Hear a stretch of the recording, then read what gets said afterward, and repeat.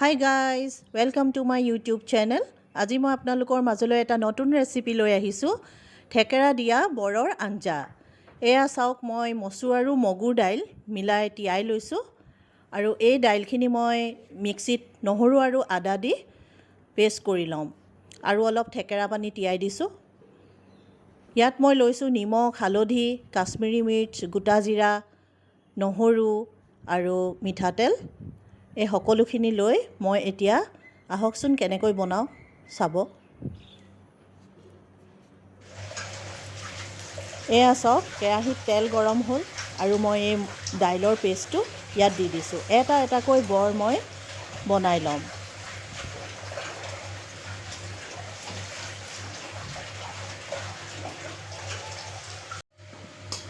বৰখিনি মই এতিয়া তেলৰ পৰা উঠাই ল'ম। ধুনীয়াকৈ বৰখিনি ৰঙচুৱাকৈ ভাজি লৈছোঁ। এয়া চাওক ৰঙচুৱাকৈ বৰকেইটা ভাজি লৈছোঁ। এয়া তেল গৰম হোৱাত মই গোটা জিৰা কেইটামান দিছোঁ আৰু এতিয়া মই পিঁয়াজ দিম। পিঁয়াজখিনি অকণমান ভাজি লৈ নহৰু আদা দি দিছোঁ। এয়া নহৰু আদা দি অকণমান মই লৰাই দিম। এয়া মই লৰাই দিছোঁ। এতিয়া ইয়াত মই অলপমান হালধি দিম। এতিয়া মই ইয়াত ৰেড চিলি পাউডাৰ দিম। ৰেড চিলি পাউডাৰ আধা চামুচ দিছোঁ।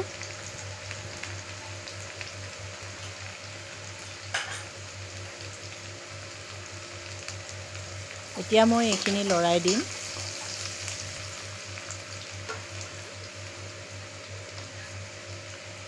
এতিয়া ইয়াত মই অকণমান আধা চামুচ গুড় দি দিছোঁ যাতে গ্ৰেভিটো অকণমান টেঙা মিঠা হ'ব, সেইকাৰণে গুড় দি দিছোঁ।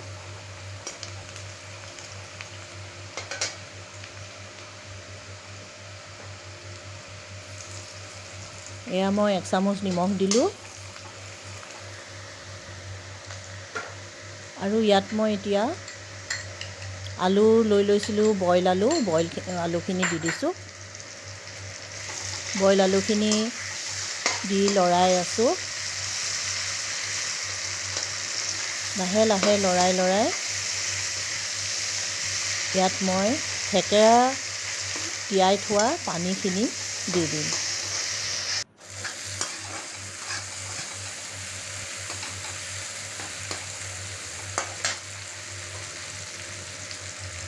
এয়া চাওক ঠেকেৰা তিয়াই থোৱা পানীখিনি দি দিছোঁ যাতে গ্ৰেভিটো টেঙা মিঠা ধুনীয়া এটা টেষ্ট আহে। এতিয়া মই ইয়াত পানী আধা গিলাচ দিছোঁ, গৰম পানী, আৰু এইখিনি মই এতিয়া উতলিবলৈ দিম।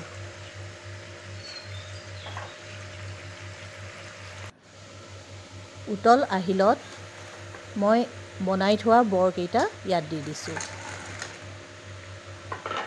এয়া চাওক গাইজ কি ধুনীয়াকৈ উতলিছে আৰু মই অলপ দেৰি এনেকৈ ৰাখি দিম, উতলিব দিম। এয়া চাওক এটা ডাঠ গ্ৰেভিত বৰকেইটা হৈ গ'ল আৰু এয়া মই নমাই লৈছোঁ।